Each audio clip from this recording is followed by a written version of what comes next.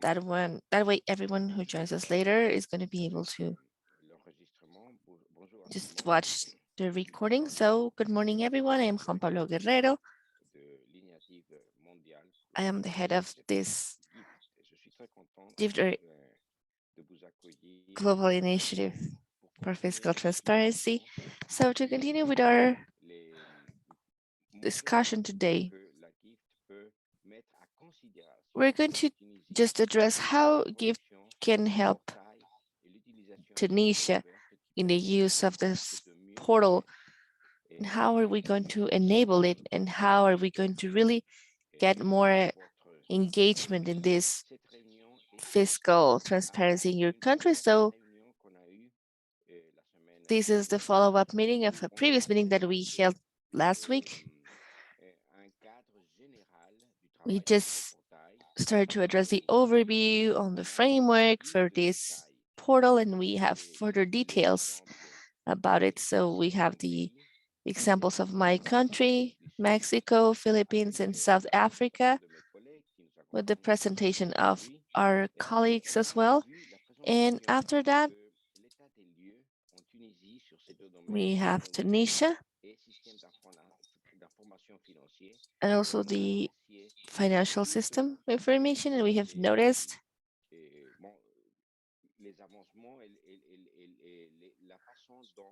that we have made progress, but we would like to learn more about how your country has adopted these international practices, all of these experiences, to continue moving forward with this fiscal transparency. And we also have several questions in this regard today. We can just address all of these questions. To do so, we have developed a document that we are sharing right now. And you also provided your questions. So this is regarding what GIFT has made throughout the week, specifically last week. We also have Aisha Karafi, who is supporting us in Tunisia. And with that, I would like to pass the floor to Asaf, so that, well, we can get the introduction to our discussion. And after that, we are going to start addressing all of these items so that we can really make the most of our time. So Asad, is there anything else you would like to add regarding last week? Please go ahead. Right now, concerning last week, we addressed 3 experiences. We heard the experience from Mexico and South Africa and the Philippines. Maybe we can really make the most of all these 3 experiences. Why don't we collect all of the recommendations? For instance, in South Africa, what did not work or what did not work in Mexico or the Philippines. So in my view, in these 3 experiences, we can find some things that may be applicable to the case of Tunisia. Based on these 3 experiences, we also addressed what was going to be the prioritization. So basically, we are going to have, Juan Pablo, what we call is mobilization. How are we going to continue fostering these actions so that we can really have the implementation of this openness in Tunisia? But again, we believe that these 3 experiences were very interesting. That was part of the first workshop that we had, listening to all of these 3 experiences. But also, we would like to learn more about what kind of technical assistance we could use, what we could do, what are the ways for us to be able to display and showcase our information. Because based on these 3 experiences that were very interesting, like you mentioned, Juan Pablo, in Tunisia, we are preparing the project. We already had a first workshop with the participation of civil society. to share with them and ask them whether they had any needs in particular. And after that, well, I know that we did not have a lot of time, but usually we established a deadline for maybe early April or maybe late March for us to be able to really complete this implementation. But that's pretty much that what we addressed last week. That's very briefly, of course, the main part was the presentation of all three countries. So I believe that right now we can just discuss what were the good practices or what were the recommendations from all three experiences. That way we can really make the most of our time, right? We don't waste time, and it is easier for us to just in a better planning. And specifically in terms of how are we going to reach this international scale and how it worked for you? Right, thank you. Thank you for having answered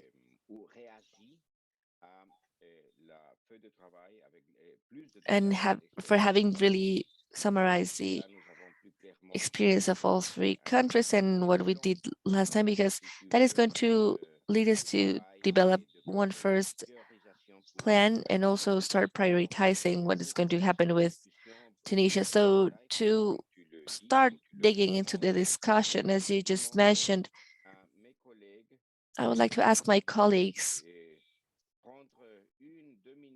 to take 1 or 2 minutes of your time, not to repeat everything you just said, but why don't you just really share a couple of aspects that you believe that are key and that you believe that are going to be important for Tunisia to take into consideration when conducting their own plans. And after that, we can really deepen a little bit more into the questions. So, dear colleagues, why don't we start with Mexico, if possible? Great. Hello, everyone. Thank you. Thank you also for the responses you sent. We'll be looking at them thoroughly. On the case of Mexico, I think some of the key points, and that we would like to hear a bit more on the Tunisian case, is design of a specific methodology and strategy to be pursued, as well as the constant contact with direct users from the civil society perspective. So the minister participating in civil society events, getting the information from these events and the demands that are specific for from each of the types of users, not assuming all users are the same. And finally, in terms of the prioritization of open data, which data to publish, I think a highlightable thing from the Mexican case is to publish whatever you have in the format that's easiest and start from there. We've heard from your kind presentation last time that you've been experiencing trouble with the previous platform. And that could, if this stops the publication, it can hurt the continuation of the transparency effort. So to publish as you have it and whenever you have it and then move on from there was something that was very useful for Mexico, and that also builds trust with the users to not stop publishing, even if the information is not as ready or the applications used are not perfect. I think those would be my points to start the discussion to get the ball rolling. Thank you. Merci, Aura. Je suis content de voir mon cher ami. I'm really happy to see my dear colleague Karim. How are you doing? I hope that you're doing better in terms of health. So thank you for the case of Mexico. So a continuous discussion with users. Let's not wait until you have it all ready and all set before you start with the process. We can start little by little, and I think that this type of prioritization project is really important as well. So now let's pass the floor to the Philippine. Yan, please. Thank you, JP and Aura, for starting, for getting the ball rolling. I think just a few points that we can learn from the Philippines. First is to have a dedicated team who are, with capacitated technical staff in charge of overseeing transparency efforts within the ministry, also in charge of convening stakeholders that are necessary in establishing fiscal transparency portals. In the Philippines, there is a specific division composed of at least three staff that takes charge of having an action plan for fiscal transparency, and also in charge of monitoring the implementation of this action plan. Also, I think a good lesson that can be learned in the Philippines is to have like a change management plan. Make sure that, when political transitions happen, there is a way to bridge the efforts of the current administration towards getting buy-in, the political buy-in of the next set of officials that are coming in. From 2010 to 2016, there was a grander effort on building open data portals in the Philippines. But come 2016, when a new president and a new administration took over, that effort has slowly died down because there were no takers in the new administration, and there were also no bureaucratic champions that was willing to take on that full-fledged national effort to build an open data portal for the Philippines. And third, I think, just like what Aura has already mentioned, is it's important to have an action plan that can sequence reforms and to prioritize actions and measures that can easily be implemented. That's how we started also in the Philippines. We have, for example, we look at budget documents that are not yet there on the portal. We start with uploading in PDF, and then when the staff learned about open data, how to convert it into open data format and clean data sets, that was when we started uploading such kinds and types of information on the fiscal transparency portal as well. So I think those are things that I can share from the Philippine experience. Merci. L'importance d'une équipe de... Thank you. So it is important to have a management team, a dedicated team, specialized team, preferably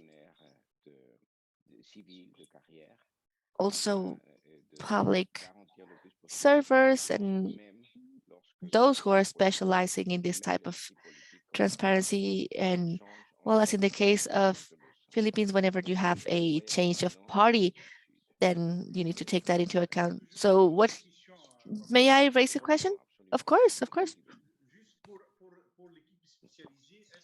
Well, in terms of the dedicated team or specialized, is it a team that is part of the administration that is going to manage the portal, or is it a mixed team representatives, meaning focal points or people from the civil society? Because I don't know, because in my view, maybe it's the second option, right?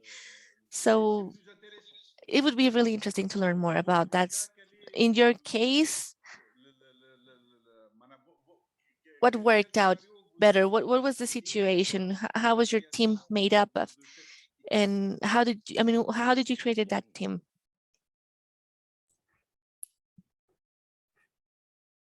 Can I go ahead and respond, Go JP? ahead. Yeah, Right. go ahead, please. In the Philippines, there was a dedicated staff assigned within the ministry itself, like 2-3 staff, one supervising, and like 2 additional technical staff. But there is also within the ministry itself a fiscal openness working group composed of different focal persons in charge of publishing certain documents throughout the budget process. So the secretariat, the dedicated staff serves as the secretariat, as the conveners of these key focal persons within the ministry. and also conveners of other stakeholders outside of the ministry. For example, representatives from the legislature, from civil society, from the audit office as well. So that's how we were able to do it. Currently, the working group is only composed officially of focal persons within the budget ministry, but the budget department is currently shepherding a law that will create an interagency working group on fiscal openness as well. So the aim is really to make it official and make members from outside the executive to be part of that working group. Aura? Thank you. Aura, Aura? anything to add? Otherwise, addressing Yes, this question, we can just start with very Sadaf. quick. And then in the case in Mexico, it was very important as well to include in that team professionals in communication and dissemination, as well as graphic design. Right now, it's very important to get to the public to understand how to communicate, and that is sometimes not in the reach of the ministries of finance or the governments. We are not as good communicators as we would like to. So it's always important to keep in mind that. That's it. Thank you. Take the sheet, madam. Thank you.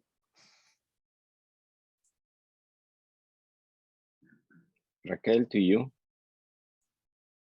Thank you, Juan Pablo. So I think this actually quite ties into the main lessons from South Africa. So the distinguishing part about South Africa is that although South Africa had a lot of information, a lot of fiscal transparency, it was just not being used.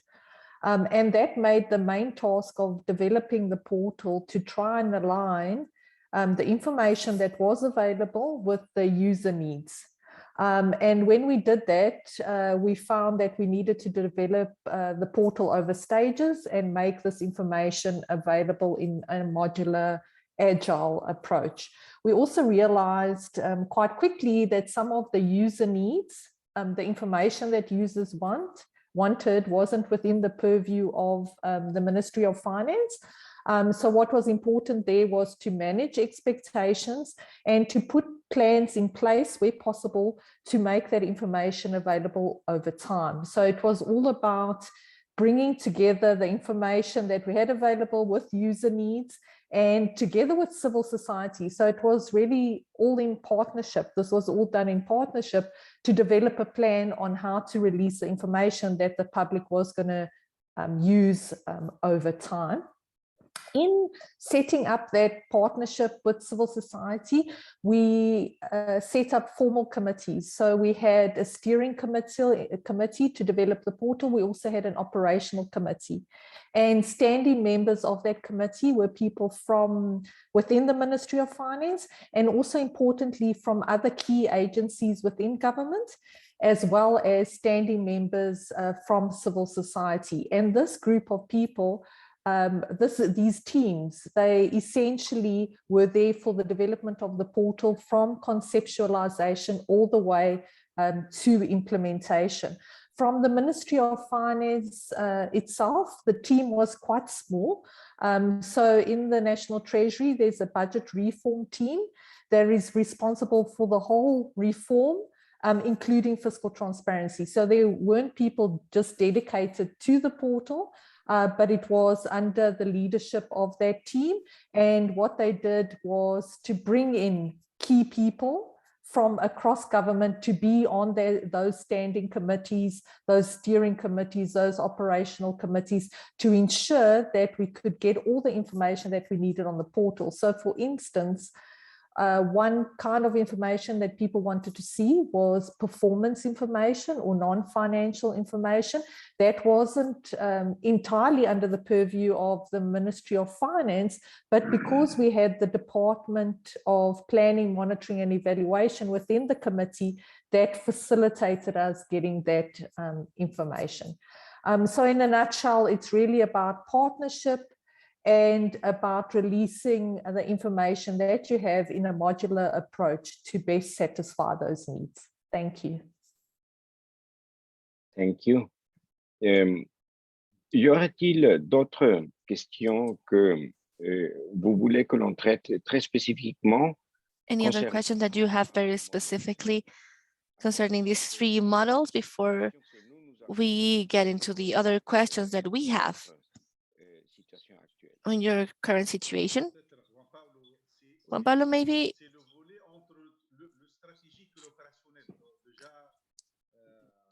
we could talk about the strategy, of the operation, because Raquel is talking about two committees, maybe a strategic committee, and usually it is based on the participation or on the civil society. And how do you prioritize the information? I mean, if you have a lot of information, how do you decide what information you're going to publish, or which one is going to be open, or how do you post it on the portal? How do you prioritize this for the civil society? So how can we work on the information that we need to publish? And how can we prioritize that information that at the same time is being requested by the civil society? So I believe that those are points of discussion that are very interesting. And again, how did you create that kind of committees? Or Juan Pablo, maybe we are working in a way that is not that properly organized, and you know that we have a project team usually that works on the strategy, and usually we have these structures that help us in the general management of our resources, the resources of the state, and maybe we need a technical team, an IT team, that's what I mean. And maybe they are the ones who are going to be responsible for also making this consultation to develop the portal. But how are we going to continue working on the development of this portal? But in my view, I feel that we need to really start just working on the implementation of this open portal. But usually we need to really work, in terms of what is going to be like the technical side and the operational side. So I'm wondering if we need these two elements for us to be able to succeed in this project. Right, thank you. Is there anyone who would like to answer this question? Perhaps I could answer Please. from a South African perspective how Oui, we did et je it. demande, le micro, pardon Raquel, juste pour que tout le monde le sache. Just so that everyone is aware of this, we are in a meeting. This is an open meeting. Please just raise your hand and take the word. So I'm sorry, Raquel, please go ahead. Sure. So what we did in South Africa is before we started developing the portal, we had a terms of reference document.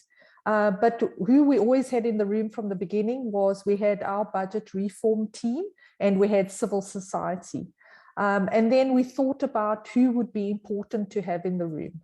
And we split that into two. So we had the steering committee, which was more the strategic committee that would make the strategic decisions. And then the operational committee were more the working team that would take the direction from the strategic committee and go and see what was possible. How big were those teams? How many people were those teams were big teams, but it was really for decision making. So I would say it was a representative from the Ministry of Finance. Then it was a representative from other key government departments that we thought were important. Then that was a steering committee. So it would be civil society, the leads from civil society, the leads from government. In that team. Then on the operational committee, it was more the working team. So in there, we would have, again, the lead from the budget reform team. We would have the lead from civil society. There we also had the service providers, so the actual developers of the portal, the technicians who were developing the portal. Then we had representatives from our information technology department, but they didn't run it. I think what was important there is that they implemented the ideas that the committee came with, and they came with ideas, but they were not responsible for the full development. The committee was responsible for ensuring that the project remained on track and for giving them, their technical team, the direction of where the portal should go. So there was IT, there were people from communications, so like Aura said, but these were in-house people.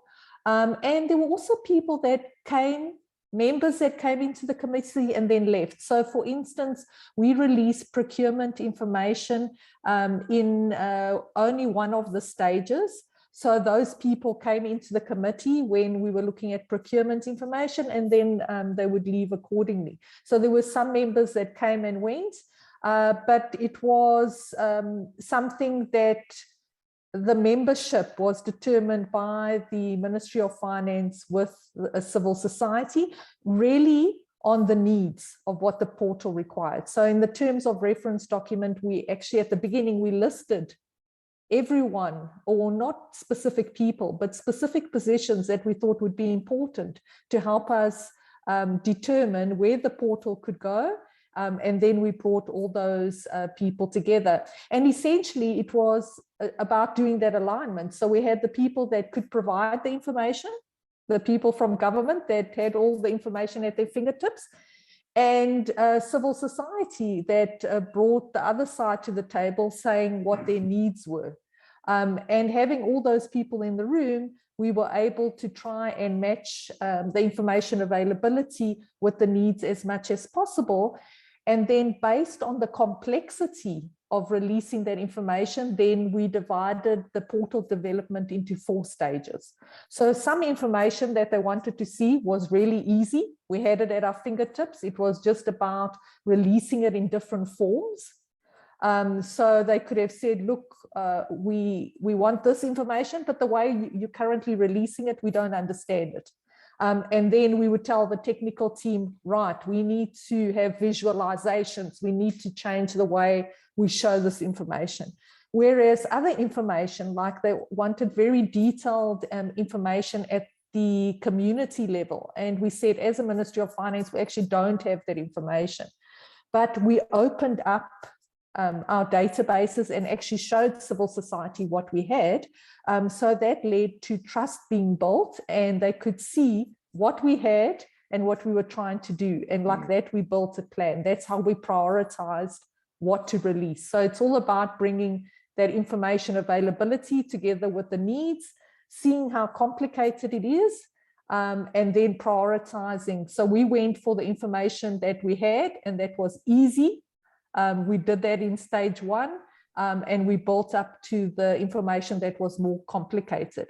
And to say there was some information in the end that we didn't have, that civil society wanted, and we weren't able to release. But we managed expectations. It wasn't like civil society had unrealistic demands. They also understood once we, played open cards with them. I hope that explains it. Deux questions très vite, Raquel. 2 quick questions, Raquel. The terms of reference of different committees, is this public information? Is this something we can share with our colleagues? The terms of reference, how it functions, the rules of engagement? I think that would probably be public information. We can ask our colleagues at the National Treasury, but I don't think it would be an issue. No, there was nothing secret there. There's nothing secret there. It was really about. Share that. I think we could, yes. I You. would just have to get that information from the colleagues, but I don't think that would be an issue because it was quite open. Oui. It might even be on the website. I'm not sure. Et le deuxième point qu'il faut maintenir à l'esprit lorsqu'on regarde la And another item specifically that we need to take into account regarding South Africa is that they already had a very high level of transparency. So for that reason,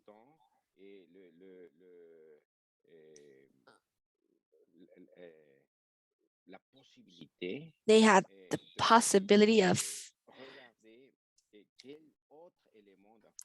really identifying what other types of information they could also work out with the civil society, because we know that in other countries, like in the case of less progress, just like Tunisia, meaning in terms of this international transparency. Of course, I'm talking about this international scale, and same thing happened with Mexico and the Philippines, and my colleagues can confirm that. So actually in those countries, what we needed to do was to continue moving forward with transparency, and then we could just follow these international standards. But in South Africa, we had a hybrid situation. So we started to work very, very strongly with the participation of the public. And in addition to the needs that we had, we also wanted to really meet the information needs of the society. Is there any other question before we start just really addressing what Tunisia did based on this international experience? Is there anything else you would like to address in Tunisia? I would like to pass the floor now to Aisha Karafi,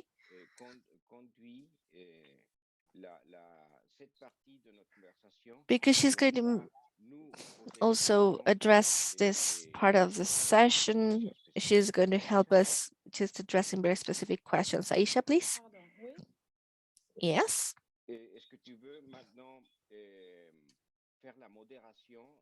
Would you mind just moderating this part of the discussion? We're going to be addressing questions on Tunisia. Right, of course. Thank you. Thank you, everyone. Last time, certain questions were also raised to our Tunisian colleagues. Mr.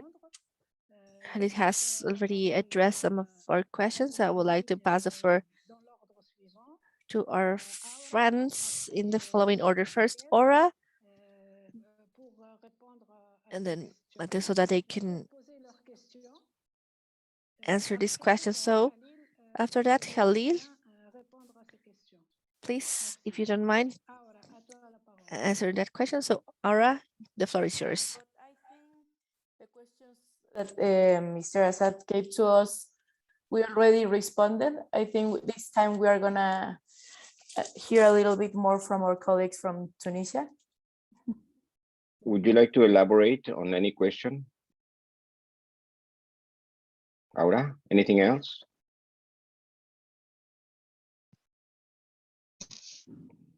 Not, I think the questions about how can we apply some of the international experiences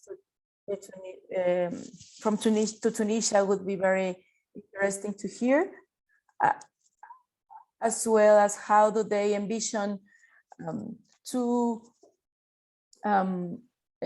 start using again the tools that they presented last week that were stopped being used in 2018. Merci.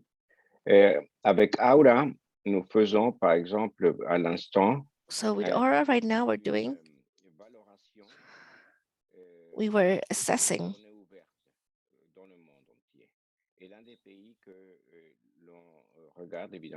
so one of the countries that we are addressing is Tunisia. So how can you explain that you are moving forward and then you just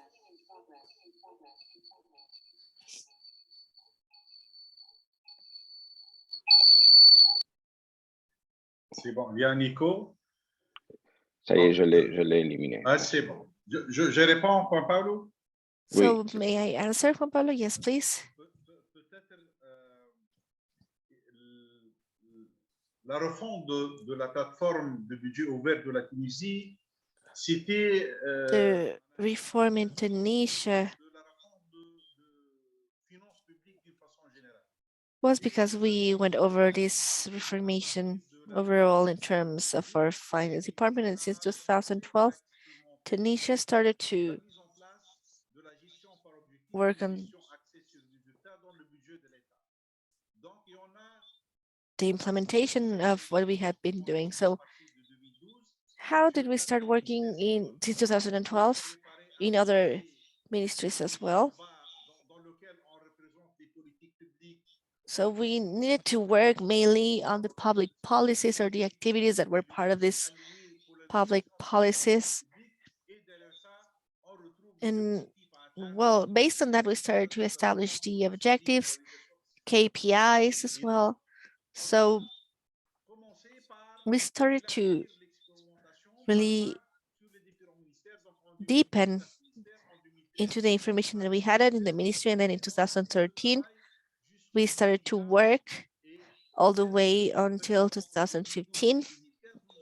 But since we started in 2012, then that allowed us to learn réglementaire qu'on doit modifier further what have been the modifications to the texts for us to be able to make a better implementation based on our objectives, based on the budget given to Tunisia. And the way we started to work based on the new framework, which was the law that was enacted in February 2019, this new organic law on budget and well, that also led to a main change in terms of this state fiscal matters. So after addressing this matter, we usually that somehow pushed us to change our classification criteria. So our budget was classified based on the economic nature of this budget. In the ministry, we have other types of documents on intervention and others. So we just needed to really learn a new classification for us to be able to start again classifying this information. This is based on the programs that we needed to put in place in Tunisia, and also based on the public policies and how we would operate those public policies. So how are we going to work with this? Well, we also have activities that we call activities that we're going to also have that are part of these public policies that we need to put in place that were dedicated for each and every one of our activities. So that's the level of detail that we follow with this reform. And before 2019, and after and before 2019, we can tell that we have a difference in the classification that we had specifically for of this budget. And then again, after 2019, we had another set of criteria for this classification that we were running. We do not have the same information that we used to have, or at least not in the same way that it was displayed in use. Again, there is a change after 2020, 2021, and now 2022, we do not have the same information. For that reason, we have been working like that. We have been adapting, we have been adjusting the portal, and we need to, again, remake our portal based on this. We do not have the same classification criteria. We have changed them ever since, and the portal has information, but this information is no longer aligned to what we have. Again, we needed to change it because it changed dramatically, absolutely changed. We do not even have the same objectives in terms of information organization based on these new public policies. We have a different logic behind it, a different naming convention, a different programmatical organization. So again, these are not the same classification criteria that we were using. For this reason, we have, let's say, call it two different budget or fiscal portals. And again, we have information that are related to 2018, 2019. Again, we changed the classification criteria, and that leads us to the second part, all the way to 2021. And every year we have been changing this. So, of course, we do have the state fiscal transparency, but in a different way. It is organized in a different way. So usually we need to take these public policies into account, not only at a national but also a regional level, but we do need to take into account this new classification criteria. So that's in general the reason why we have not been able to compile this all. I would like to ask my colleagues, Mexico, South Africa, Philippines, have you shared a similar situation like this one, where the classification criteria have changed because this somehow creates some sort of breakage in the way you used to disclose information in the past and then in the future and then in the present? How did the country deal with this type of transition? Did you find a difference in your cases?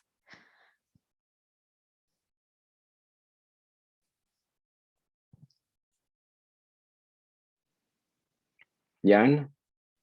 Yeah, I can share how the Philippines was able to transition from using the unified account code structure that it currently has now in early, I think in 2013, 2014, before the Philippines adopted this standardized account code structure, which was also subscribing to the IMF government financial statistics. The account codes used by different entities of government, like the audit, then the budget department, and then the revenue department, were not uniform. But then the PFM committee then that was established in 2010 saw that this was a challenge in terms of publishing key financial information. So they created this UWACS code and started rolling it out. What they did to transition was a national government-wide capacity building effort and consultation efforts, where representatives from different national government agencies were convened in a series of meetings. So the reforms were paired with a PFM competency program that allowed technical staff as well as high-level officials to be able to adapt and use and implement this new coding system moving forward. And after that, currently, it was a reform that was successful, and now it's also currently being used by all national government agencies in the Philippines. Thank you. Raquel? Yes, so there was a similar situation in South Africa. So around the early 2000s, the chart of accounts was developed, which essentially brought together the accounting classifications with the economic classifications based on the government financial statistics manual of the International Monetary Fund. In order to do that, what the National Treasury did was actually to bring the different statistical agencies around the table. And then I was actually at the South African Reserve Bank at that time, and I attended that committee as the South African Reserve Bank's representative. And what the National Treasury did is they brought people like me from the different agencies. So I recall there was the South African Reserve Bank that was responsible for submitting statistics to the IMF. Then there was also the statistical agency, Statistics South Africa. Then there was also the Revenue Service in the room. So essentially all the different agencies that were responsible for compiling government statistics, we used to literally all sit around the table, I think about once a week.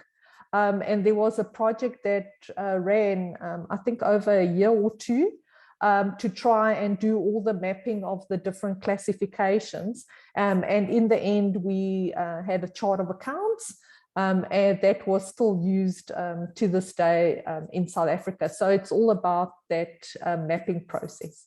Thank you. Laura, thank you. Merci Raquel. Assad, je voudrais bien poser une question. Thank you, Raquel. I have a question. If someone needs information right now, how do you provide that information, let's say, on the budget of 2018, 2019? How do you meet that request? Maybe I was not clear. Usually we're working on the naming conventions that we're using, but after we changed the naming conventions, well, I can tell that we do have a team responsible. I am one of the main responsibles for who are in charge of just working in this naming convention. I worked on preparing this naming convention just to really help you understand how we're dealing with this information, the way we have them now after 2018, or again, like I mentioned, 2020 or 2021. The issues that we have when using the new naming conventions, we have a new axis, a new pillar.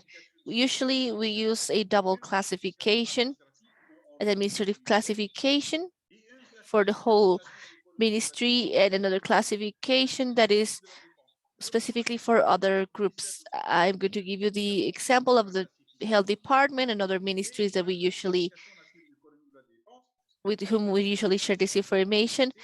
So again, this is just to give you some examples. So usually for this classification, according to our organic law published in 2004, we have this financial classification of this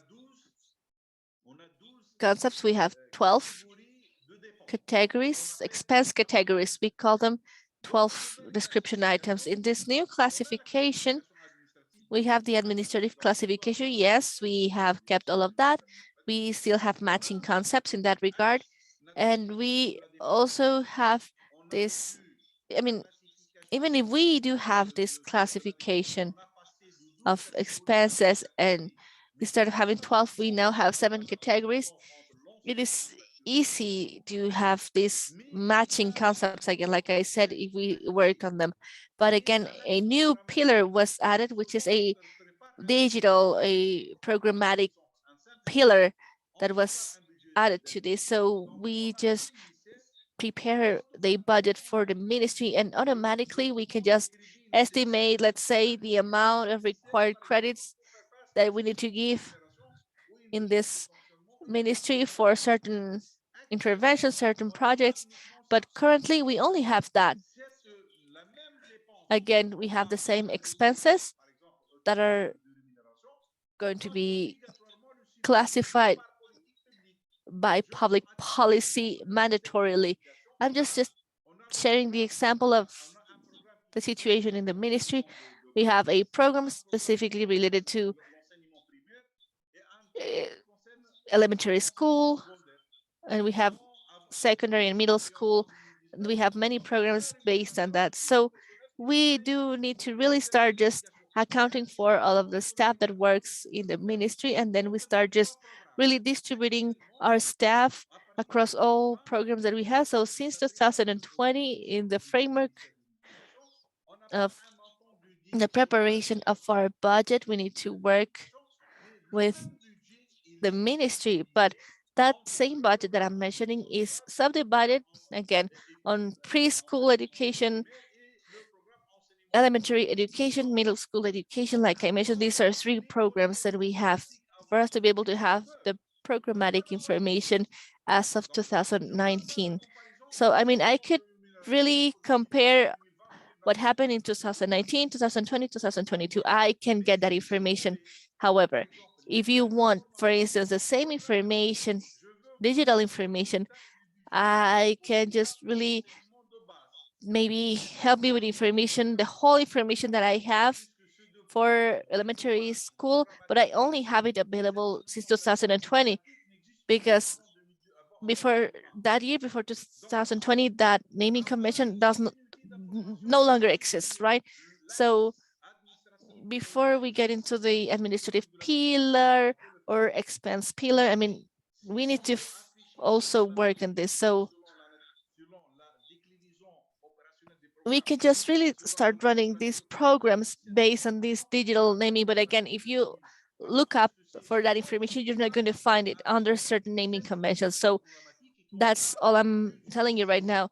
We need to use the new naming convention because we have developed a different budget based on the program that we have. And again, we also have information that did not exist in previous years. So in this case, what I do is that I make a comparison in 2018, 2019, 2020, 2021. I don't know if I was clear.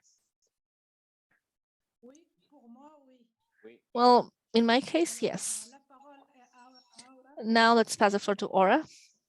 I just wanted to mention from the case of Mexico, when we changed also in the investment program budget, the system was not unified. It was different parts of the state that report the investment projects in different systems. So when there was unified, there was a threshold where a breaking point.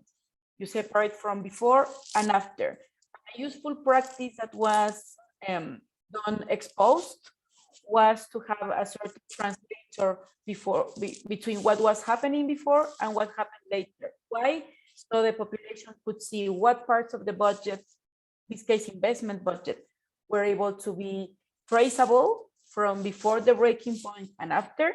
So everything that you are explaining right now, that it would be evident for the people.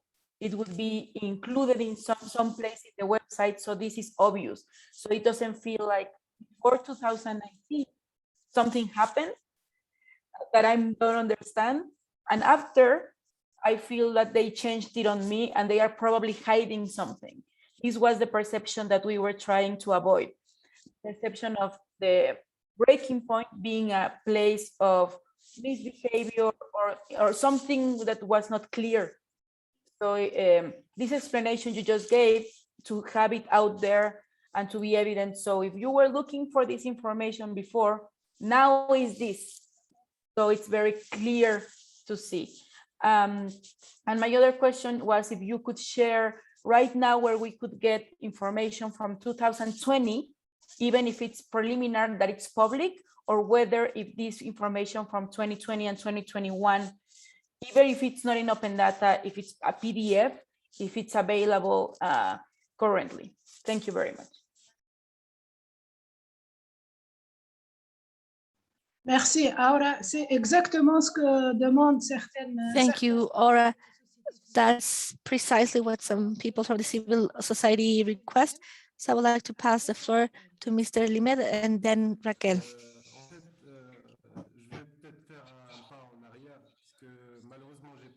Maybe I can speak afterwards because I'm sorry if I was not attending the first workshop, but anyway, I have questions on the challenges specific. Et je vais poser cette question à travers les standards internationaux de classification.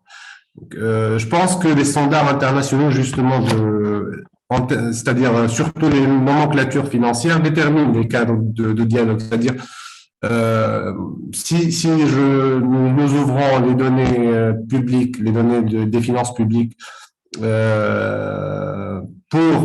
pour les citoyens, c'est différent de les. So for citizens, it's a little bit different in terms of the financial institutions, and it is important to also learn further about the different financial development we had.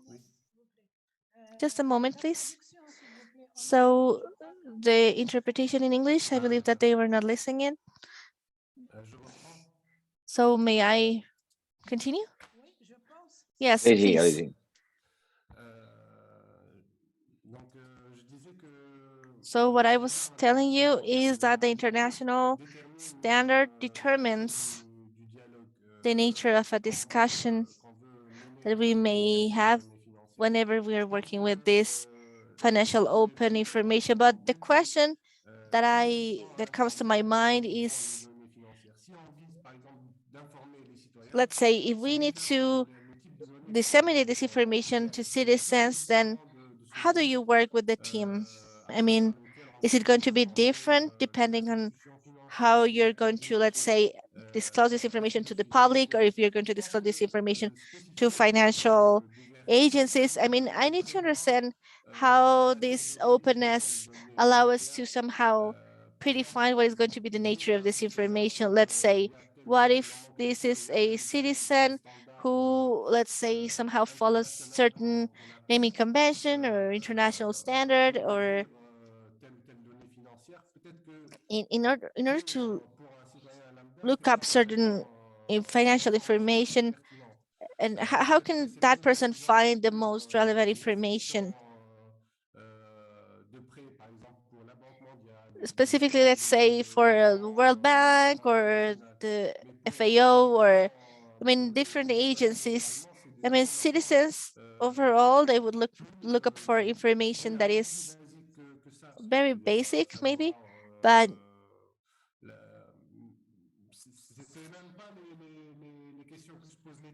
I mean, the question is really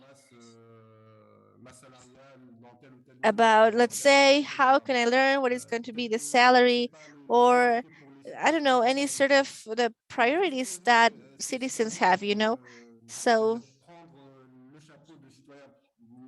why don't we just really, how can you really be in the shoes of the citizen when it comes to looking up for this information or finding this information? Because sometimes we may just really have this focus that comes from a public servant that is specializing in finances. We need to really think how a common citizen would just look up this information, right? So that's the very first question that comes to my mind. Maybe you have already addressed this during the first workshop. My apologies if I was not here, but again, then if you have already addressed here, I hope you don't mind that I'm asking this again. So the second question is, who is going to establish the standards to be followed for this naming convention? So how do you, are you going to name the information that is going to be used by citizens? I mean, financial information. So usually the government or institutions tell us as citizens, you know, this is a naming convention that you're going to be using, but if you have an alternative naming convention, then you're not going to be able to find your information. So maybe if a citizen does not have the expertise to really learn or understand what is this naming convention, they may never find this information. So what are the international mechanisms that we have in place for us to be able to develop this architecture, meaning to really understand the financial system, to really understand what are the, the what is the information that citizens need? I'm just raising questions. Maybe you have already discussed them, and I don't know if you have insights, or is there anything you would like to share regarding this? May I, Juan Pablo? Yes, of course.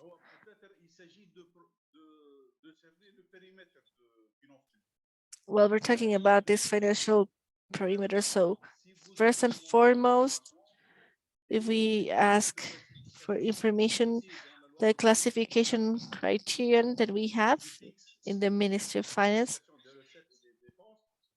what happens with this income and expenses? Usually that information that you need is going to be available. And for that reason, we have been working so hardly. We even had this first workshop with the civil society so that we could just share the classification criteria with them, and we can just really talk to citizens. In that case, we're going to prioritize this information that has been developed by the civil society. And like that, the civil society can also issue reports that have been predefined. These are going to be developed in open format for citizens, but I'm going to give you an example on a need that we had and how we met that need. So if someone requests information that does not meet the classification convention, well, for instance, UNICEF requested information on the budget for children. So in the current naming convention, we do have expense classification. We don't call them, let's say, children budget. We call it budget that is sensitive to childhood, for instance. So we may have some sort of, let's say, discrepancy there, but we are also talking about information that we can share, but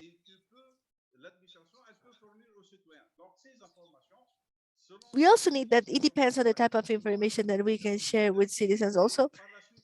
It is not only related to this transparency classification.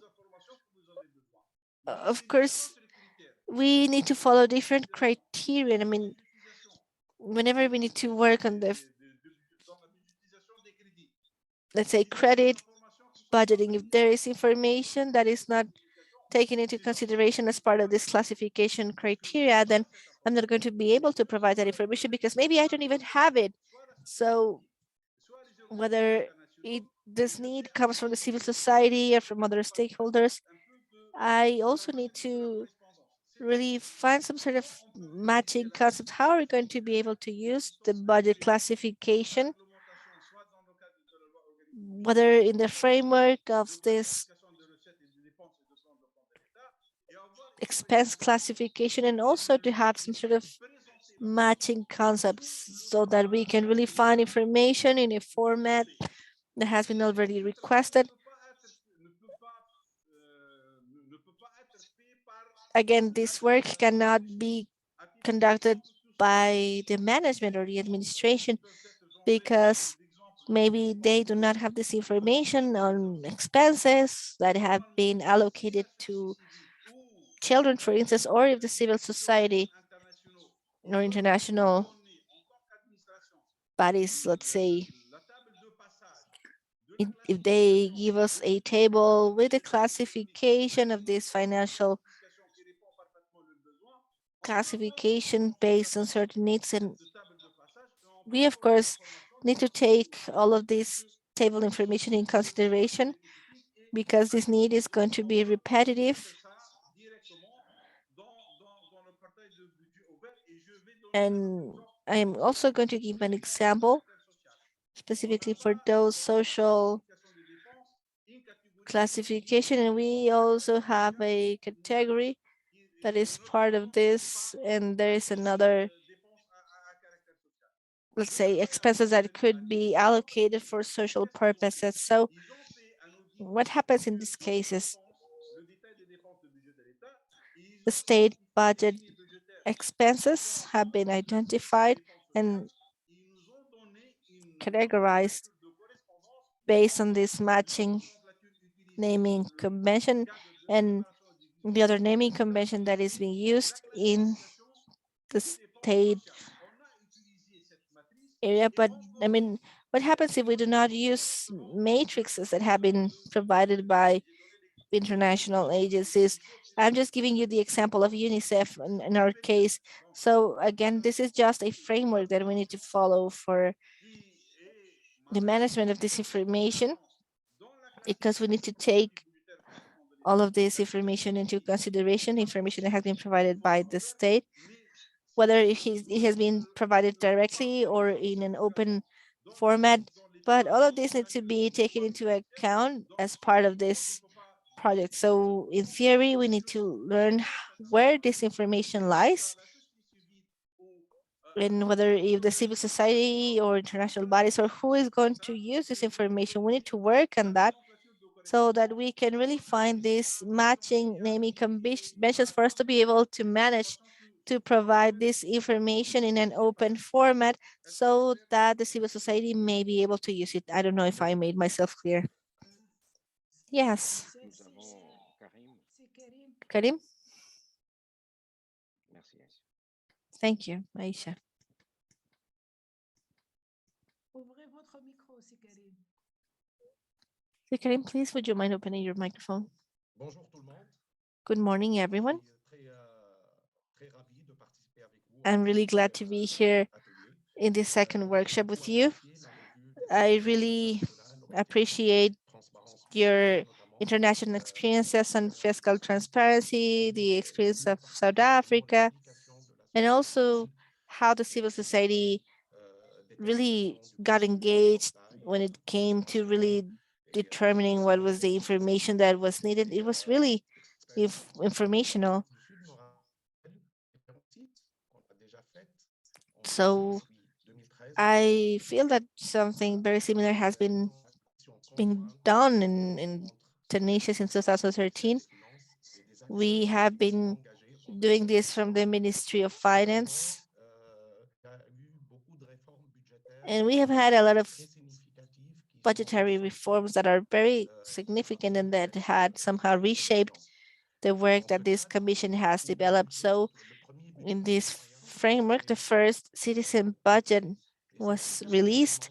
And again, in this framework, the Ministry of Revenue also started to work out on this since 2013 with some stakeholders from the civil society. We even developed a questionnaire, a survey along with different citizens and organizations from the civil society to prioritize the information that we deem more important. And we also took in consideration all of these comments. So a proposal, Assad, I know that he is really involved in this fiscal transparency, but I also have a question. Why don't we just reactivate this commission that we had? Maybe we could have better and more positive results. And the Ministry of Finance can just somehow be re-engaged into this subject. So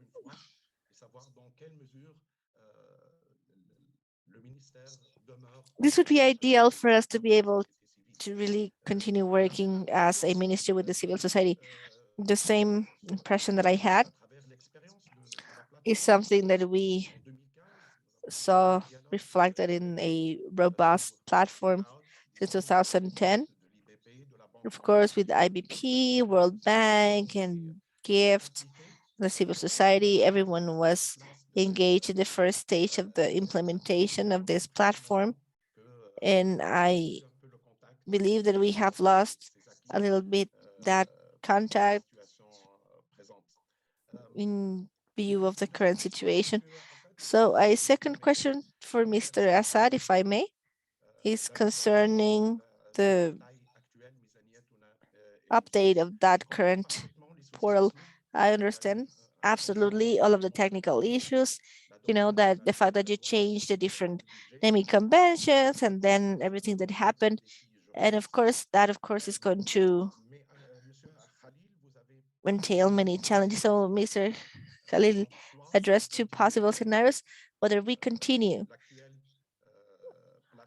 with the current platform and try to just manage it in terms of technical management to just really work out this naming convention, or a second scenario where we need to just remake this platform. So my question is, what would be the most likely or probable scenario?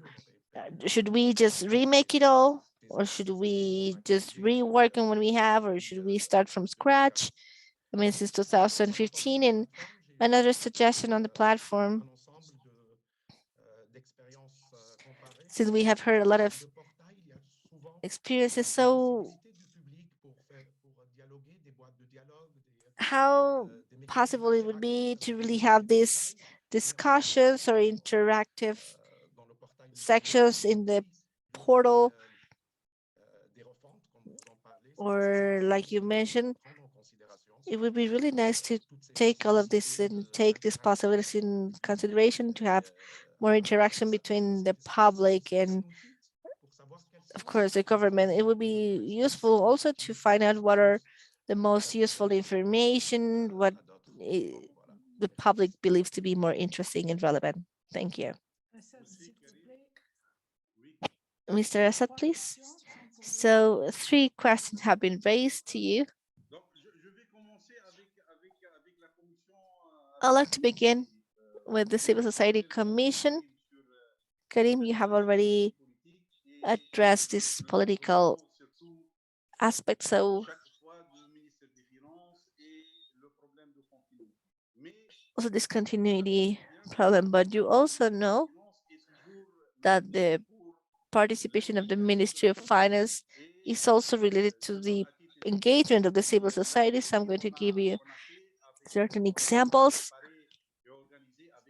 We have just worked with the World Bank.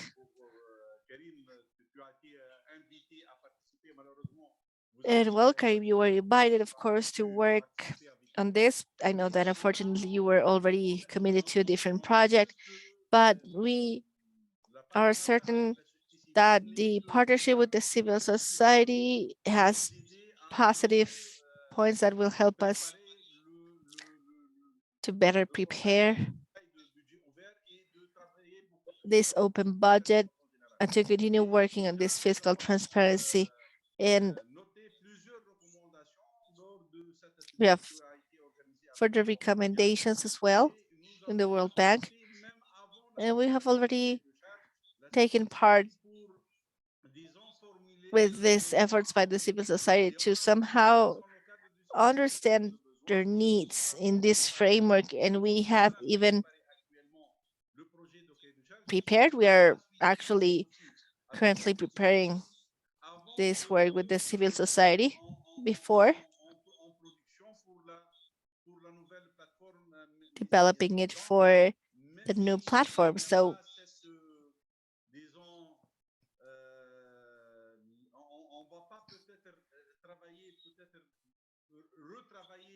we can just continue working on this hybrid commission where we have the civil society, and we can continue collaborating as a Ministry of Finance and the civil society. In that way, we are going to just work with the civil society for us to be able to continue working on this budget transparency and just to really address all of this more generally.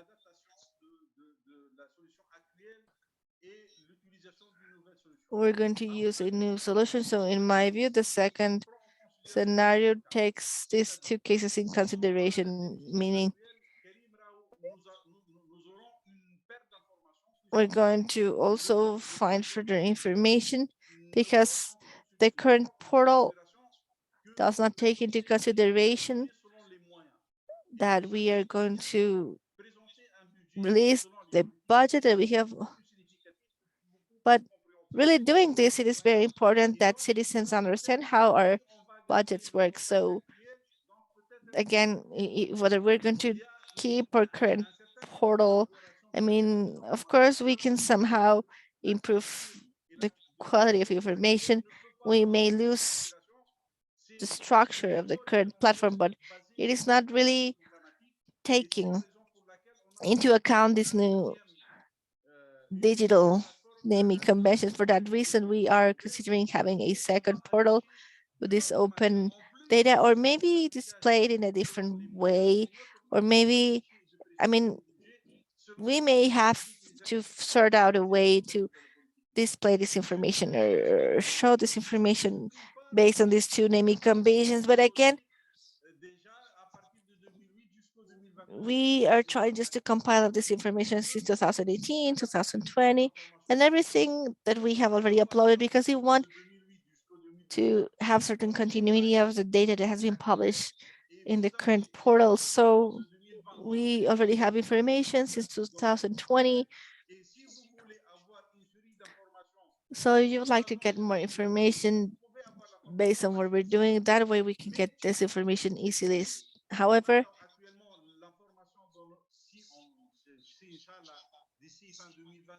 the information that we published in 2020 and that we continue to feed in 2020, 22, why don't we just really update it all in the current portal? Again, it all depends because we have, let's say, call it larger information.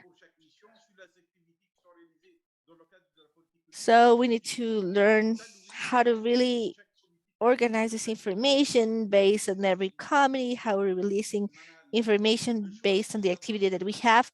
So this option of having a new platform, I mean, of course, we are talking about two platforms. However, we may use both platforms for economic classification purposes only. But 2021, 2020, these years could be dependent in terms of having more relevant information because we're just going to release the state budget, but based on this new classification, the classification that we used to have, and according to the classification that we have by public policy in at a central scale and at a regional scale. And the third answer is if we could have more interaction. It is also true that by the end of 2015, we did not have a forum or some sort of interaction tool in our portal for us to be able to collect feedback from our users. However, whenever we are addressing this new platform classification, then we can do this in a more interactive way. And also we can take into consideration of the possibility of having a forum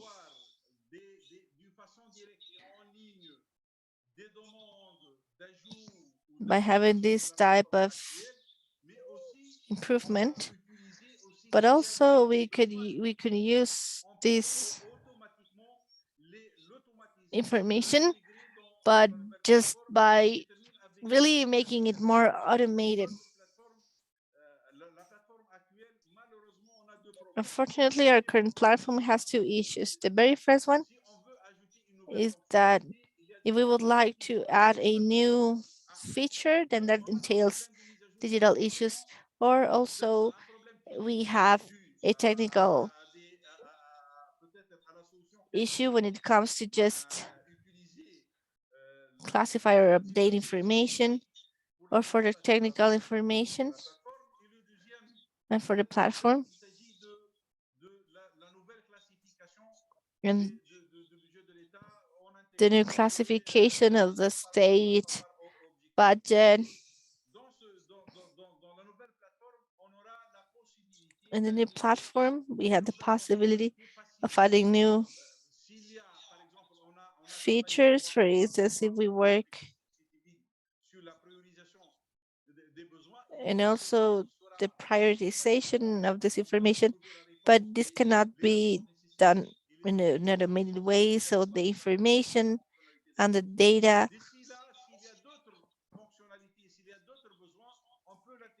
I mean, if we have other data, then we need to work on the preparation of all of this.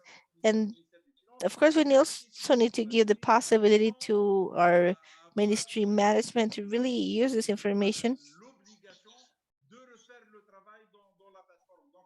without, let's say, reworking on this platform. And we just want to expand everything. So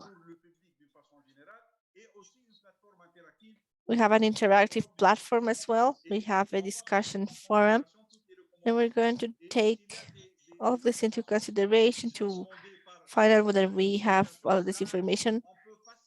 I don't know if we need to really make a big data collection and somehow pick it up and collect it in whatever we're doing.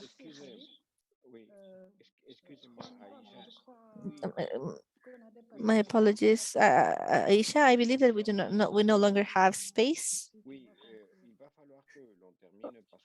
Right, I think it's about time to wrap this up.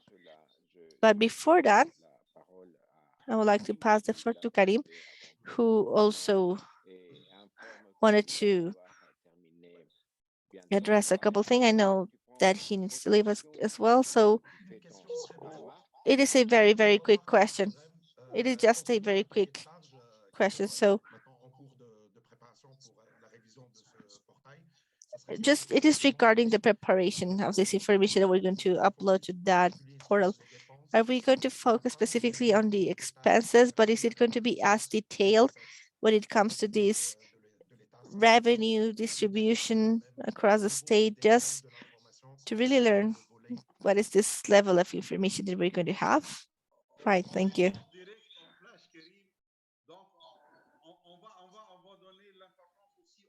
Right, we're also going to provide this information based on the classification that has been provided specifically for revenue as well. So we're going to have all of this information, again, based on revenue. But these revenues are the revenues that were actually realized. But we're going to have two types of information. What have been the forecasted or expected revenue and the revenue that was actually realized and that we actually obtained. So we're going to share this information. But of course, we need to take this into consideration for the new platform as well. So this meeting that has been more detailed and we had with you is, I know that everything has been already recorded, but presentations and everything that I'm having and everyone just, okay, we could just rearrange this.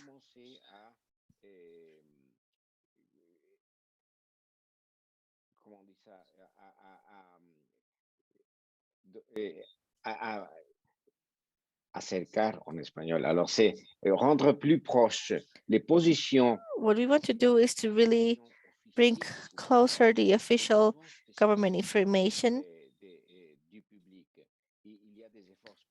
We also have specific effort and also experiences on this subject that we have already shared, but it is really important that this is really significant as well.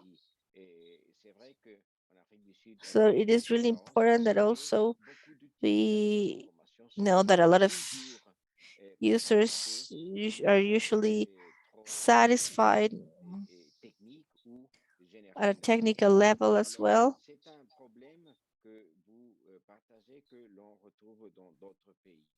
And we can also share through other countries. So after these two meetings, we also have this different needs as well.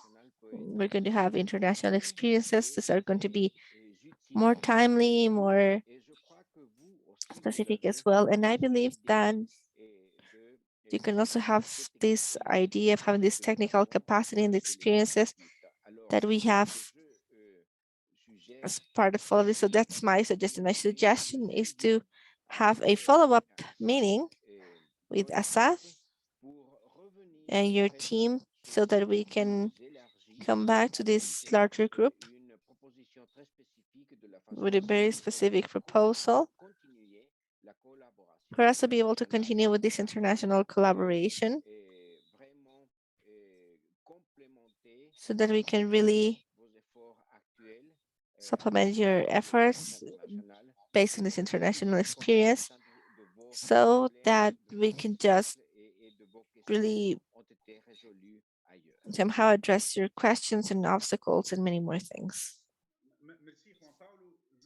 Thank you, Juan Pablo. Thank you for your recommendations. Of course, usually the plan that we had for this implementation of this new platform, where it is going to be by the end of 2022. So in my view, we need to plan all of this so that we can really follow just the proper route to do this. We need to have all of these workshops for us to be able to share this information or to have these discussions to improve it all as well. However, there is another situation that is really urgent. Juan Pablo has asked us to just really start with the preparation work that we have for 2022. And of course, we have a model. Is it for 2014, 2015? So that's for 2022. So this is even to have, let's say, a little bit more improvements on that information that we're going to disclose and disseminate in 2022. So why don't we improve this document? This is on the possibility that we have, just so that we can take into consideration those persons with special or specific needs. So my proposal from Pablo, with all the gift team and the civil society and everyone, is to somehow schedule a workshop on the citizen on the citizen information. How can we make the most of these experiences so that we can really learn more from this? And what would be the best way for us to be able to do all of this, just to prepare this for budget 2022? So not only 2022, but also 2023, and for us to be able to have more time to do this in a better way possible. All right, we can do it like that. So why don't we do it like that? Why don't we schedule it in the best way possible? This is a workshop as well, based on the civil society needs. Right, we can do that. This is a subject that we addressed in a different context. Of course, we'll be pleased to address this need, to continue this discussion.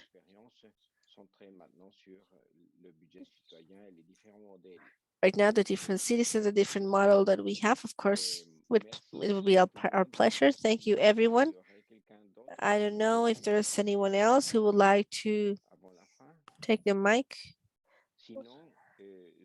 Otherwise, I would just like to thank you once more, and we will stay in touch. Otherwise, I don't know if we're going to do it next week, but maybe we could just really work on this workshop, of course. Sure, thank you. And like I said last time, we're going to ask, of course, other colleagues, if you agree, the colleagues such as the IBP as well.